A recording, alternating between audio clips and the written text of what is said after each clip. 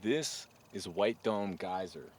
It's centuries old, and every time it erupts, it gets a little bit bigger. So you can see all the calcification and the thermophiles coloring it right where it erupts, near the hot zone.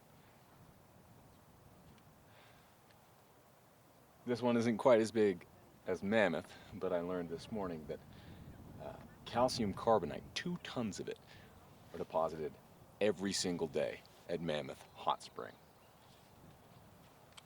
But this one looks like a pretty cool little volcano to me.